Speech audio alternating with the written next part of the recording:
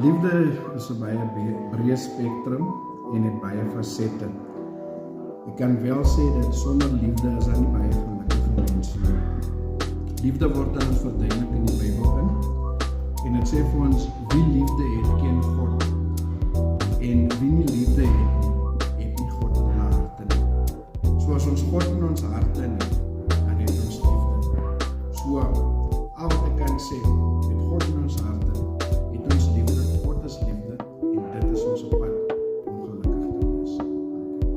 Is liefde die pad na geluk? Liefde is die pad na geluk, want deur liefde kan 'n mens baie goed bereik. Is die pad na gelukigheid, van geen huwelik, familie of vriendskap kan sonder liefdesessies wees nie. Daarom is dit veilig om te sê, ons nodig liefde om 'n gesonde toestand te hê en gelukkig te wees.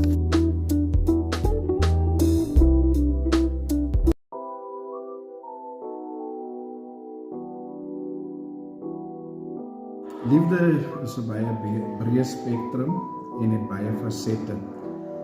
Ek kan wel sê dat sonder liefde is daar nie baie gelukkige mense nie. Liefde word aan ons verduidelik in die Bybel in.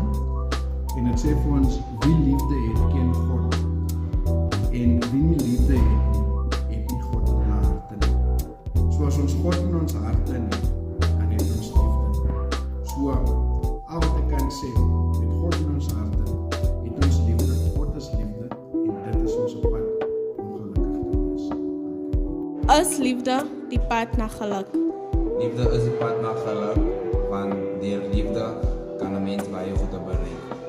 Is die pad na gelukigheid, van geen huwelik, familie of vriendskap kan sonder liefdesessies wees nie. Daarom is dit veilig om te sê, ons nodig liefde om